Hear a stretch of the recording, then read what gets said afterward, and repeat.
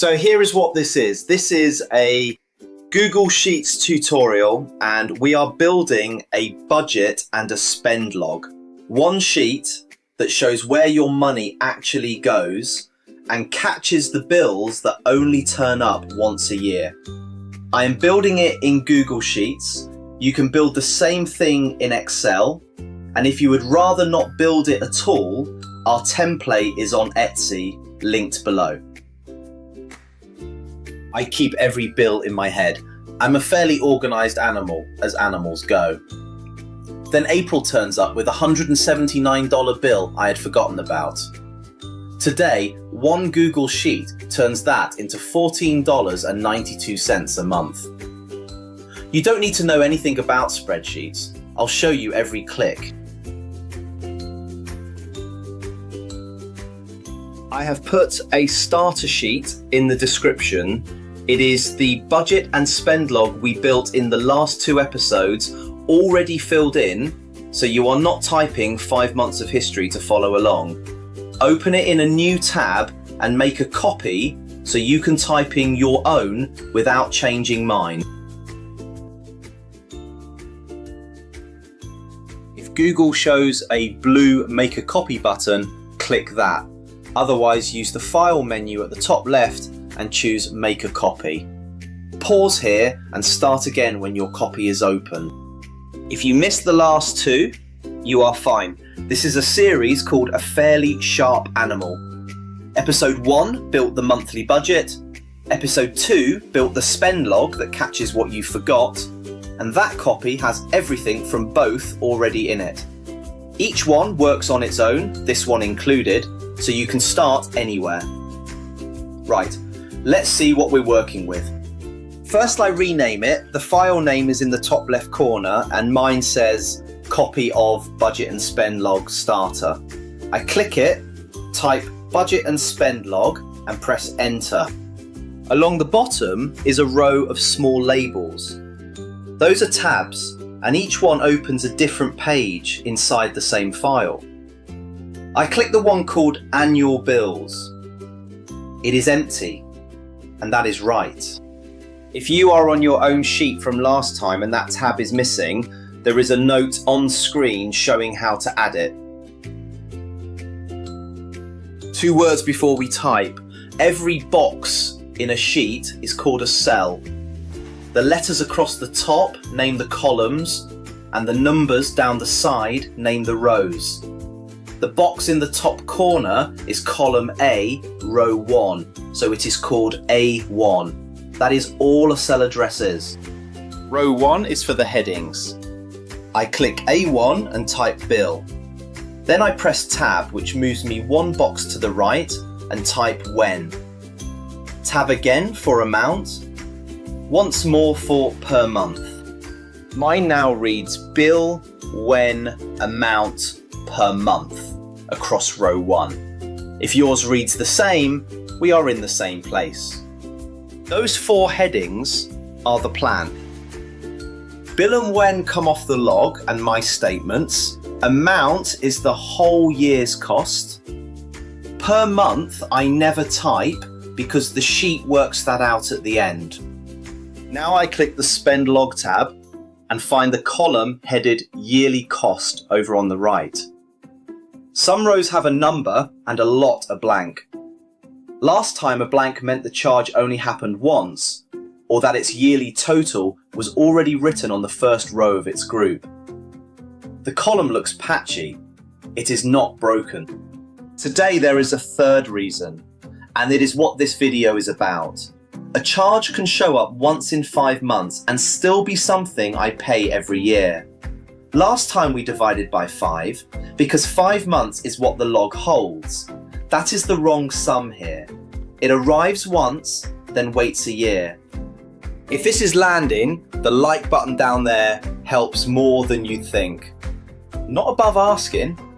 I click the first heading top left of the table, then I scroll to the bottom, hold shift and click the last box on the last row. Everything in between goes blue. That whole block is what the sort will move. With that still highlighted, I open the data menu along the top. I choose sort range and then advanced range sorting options. The first thing in that box says data has header row, and I check it. That is the row carrying date, description and amount, and checking it keeps those words at the top instead of sorting them in with the transactions. First rule. In the sort by box, I choose times seen and set it to A to Z. With numbers, A to Z means smallest first, so the things that only happened once come to the top. Then I click add another sort column, choose amount and set it to Z to A, which is largest first. So the rarest come to the top, biggest amounts first. Then I click sort and leave it alone while the rows move. There it is at the top, roadside annual, $179 in April. Underneath it, a supermarket, the corner grocer, an electric bill, and another supermarket. One thing about that name, roadside annual, is a yearly membership for the car. Flat tyre, dead battery, a tow, and someone comes out. It is one payment in April, and that is the whole year. Now that list looks wrong, and it is worth a minute. An electric bill turns up every month, so why does it say seen once? Because the counter matches on the description and the amount together. My electric bill is a different number every month, and so is the shopping. Anything whose price moves never matches itself, so the sheet counts it as new every time. So this list is not the once a year charges, it is everything whose price changes, and most of that is ordinary monthly spending. It still helps because I am checking a short list instead of 128 rows. It just means the sort hands me candidates and I do the deciding. So here is the question I put to each one. Does it come back, and do I know roughly when? Groceries come back constantly and the budget already has a line for them. The roadside charge comes back once in April and nothing in this sheet is waiting for it. Both answers have to be yes before it goes on the list. Something I bought once and will not buy again is just something I bought. Roadside annual passes both, so it goes in. Back on annual bills, I click A2, the first empty row under the headings, and type roadside annual, tab, April, tab, 179. No $sign because that column is already set for money. Per month stays empty for now. The sheet earns that one later. Mine has one bill on row 2 across A2, B2 and C2. If yours does too, we are together. Now the honest limit. This log only knows what is in it, and what is in it is 5 months. A bill that came round last September is not in here at all. So we have found the one the log could show us. The rest are somewhere else. They are in your bank statement, so this is one of the few times I send you out of the sheet. Open the account your bills come out of and start 12 months back. You are looking for one thing only. A charge you expect back next year. Not the holiday, not the sofa, not the one-off repair. Write down its name, its month and its amount. Pause here and start again when you have been through the year. Here is mine. I start a year back and work forwards, ignoring the shopping and everything that turns up every month. I am only after the ones that come round once. And there is one in September. Car registration, $92. I paid it, I moved on, and I have not thought about it since. If yours has crept up since last year, use the newest amount. Back to annual bills, I click A3, the first empty box under roadside annual, and type car registration, September 92. Same shape as the first row, only this one came off a statement instead of the log. The when column now has 2 months in it, April and a September I would have walked straight into. One ask while you are here, what would you like to learn about Google Sheets next? Tell me in the comments. I read them and it is how I decide what to build. That is the list. Now, the part that makes it useful, where the sheet turns each yearly amount into what it costs me every month. I click D2, the empty box under per month on the roadside annual row. Column D, row 2, which is why it is called D2. Then I type an equals sign because every calculation in a sheet starts with 1.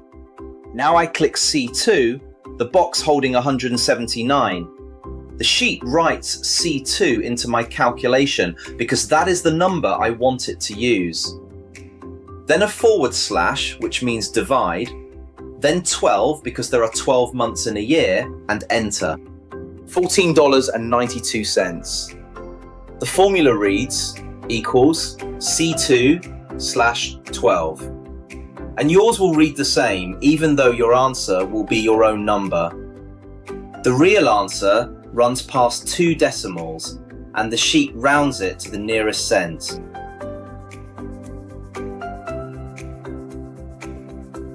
$179 a year spread across the 12 months I actually live in. That is what it costs me every month, whether I set it aside or not. I have 3 more, and I already know about all of them, so I will not make you watch me type them. Renter's policy in January, $148. Tax software in March, $79. Parking permit in November, $60. Every row gets the same 3 things: the name, the month, and the year's amount. Now I copy that formula down, I click D2, hold shift, and click the last empty box underneath so the whole column is highlighted.